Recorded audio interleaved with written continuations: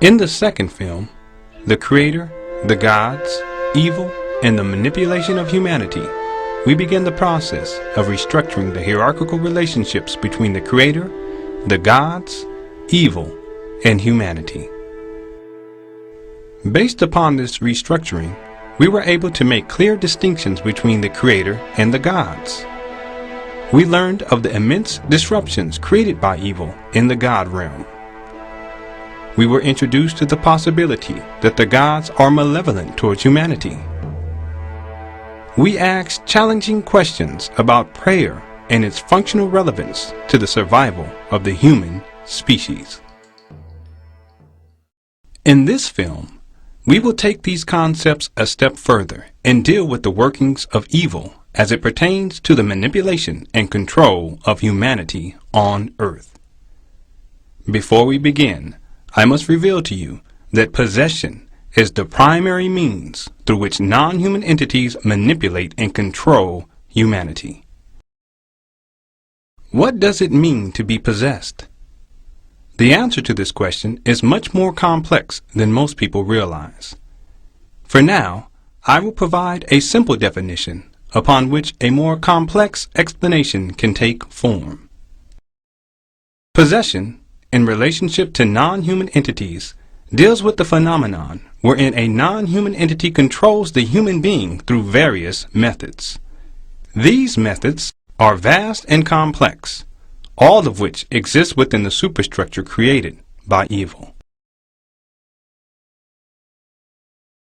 Human beings, at our current state of existence, are very fragile creatures. We are easily manipulated, and there are a great number of us who are easily possessed. While possessed, the human being comes under the direct or indirect control of non-human entities. Possession occurs on many levels. A human being can be possessed mentally, wherein they can only perceive things on a limited basis, a basis defined and controlled by their possessor. In this state of possession, the human being cannot think for themselves. Instead, their thoughts are given to them by their possessor. The human being then thinks, acts, and behaves based upon the given thoughts. A human being can be possessed physically, wherein they commit physical acts that they would normally not commit. In some cases, these acts are committed while the human being's mind explicitly desires otherwise. In this state of possession, the human being has no control over their physical body. Their mental will over their own body becomes incapacitated.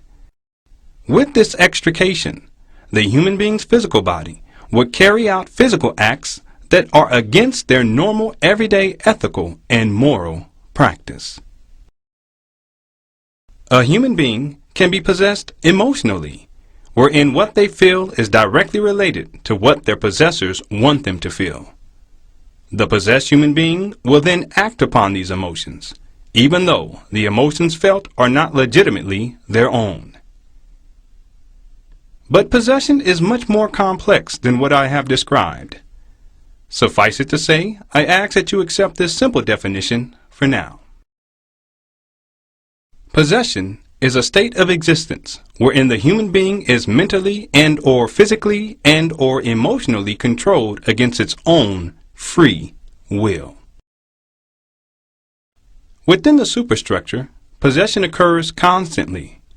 It is entirely likely that the viewer of this film has been at some point possessed. Furthermore, it is entirely probable that the viewer of this film is currently possessed and has been for decades. I understand that this may be difficult to accept. However, you will be empowered to decide for yourself after considering these subsequent possibilities. Human beings, in our most natural state, have no evil intent. But there are systems in place, ordered by evil, which over time manipulate human beings so that we become easily susceptible to possession.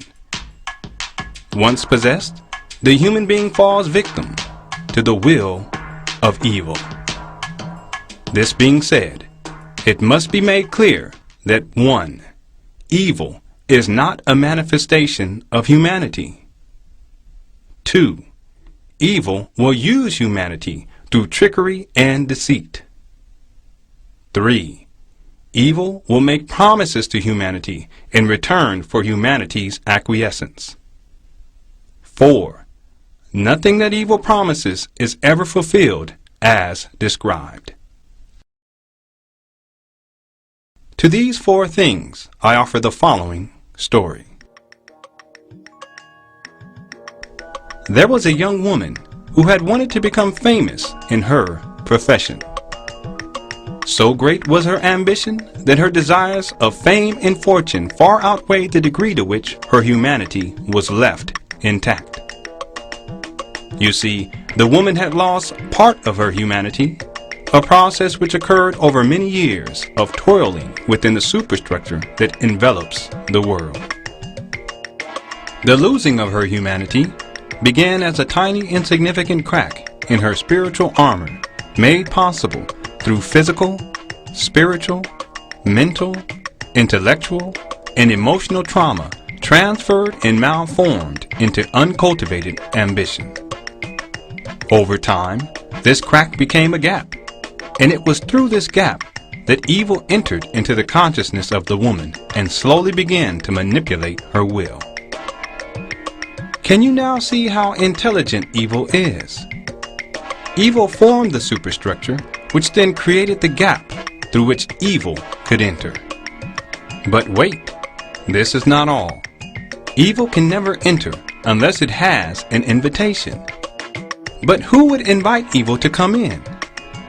Perhaps a young woman whose ambition and desires of fame and fortune far outweighed the degree to which her humanity was left intact. Yes, this is precisely it. You see, evil will always promise you something, something that you think you need, something that you desire. What was it that the young woman desired? What was it that motivated her superficial desires and uncultivated ambitions? Yes, it was fortune and fame within her profession. But these perceived desires were placed into the young woman's mind by the very superstructure that evil created. Therefore, evil knew of the woman's desires long before the woman had, and when evil made the promise of fortune and fame, the young woman accepted without careful thought or deep consideration. For her absence of thought and lack of consideration, there was a horrid price to be paid. There is always a hideous price to be paid. The young woman had become the possession of evil. She had come into evil's umbrella. Thus far, we have dealt with 4 aspects of the workings of evil. But there are 2 more aspects which I will disclose here. 5. Evil will use those who are easily susceptible to possession. This is extremely important to understand. While possessed, human beings can think, say, or do things that they would normally not think, say, or do. Furthermore, there are some human beings who are more easily susceptible to possession.